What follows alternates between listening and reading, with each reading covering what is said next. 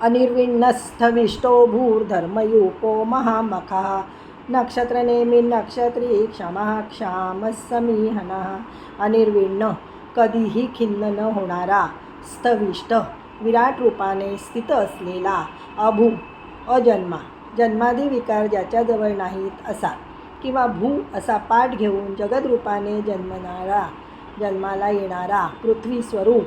धर्मयूप धर्माचा यूप ज्याच्याशी बांधला गेल्यामुळे धर्म सर्वांच्या उपयोगी पडतो, महामख वाजपेय अश्वमेघ सोमयाग यासारखे मोठे यज्ञ हे ज्याचे स्वरूप आहेत,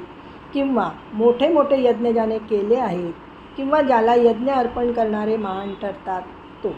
नक्षत्रनेमी नक्षत्रमंडलांचे नियमन करणारा, नक्षत्री नक्षत्रांच्या रूपाने अंतरिक्षात राहणारा, क्षमा सर्व कार्य करण्याचे सामर्थ्य असलेला, सर्व समर्थ किंवा सर्व काही सहन करणारा,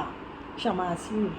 क्षाम सर्व विकार क्षीण होऊन केवळ आत्मरूपाने राहणारा, किंवा ज्याच्या शरीरामध्ये पंचमहाभूतांचे विशेषतः पृथ्वीचे आणि जलाचे अंश नाहीत असा, समीहन चांगली इच्छा करणारा, हितचिंत जग उत्पन्न करण्याची प्रेरणा असलेला, यज्ञयुज्यो महेजश्च क्रतुस्सत्राव सतांगती सर्वदर्शी विमुक्तात्मा सर्वज्ञो ज्ञानमुत्तमम यज्ञ सर्व प्रकारचे यज्ञ हे ज्याचे स्वरूप आहे, इज्ज यज्ञरूपी आराधना ज्याला उद्देशून केली जाते, महेज यज्ञरूपाने आराधना करण्यासाठी जो सर्वात अधिक योग्य आहे, क्रतु यूप वा यज्ञस्तंभाने युक्त असा जो यज्ञ त्याला क्रतू असे म्हणतात तो ज्याचे स्वरूप आहे, सत्रम अनेकविधी अंगाने व लहान मोठ्या होमानी युक्त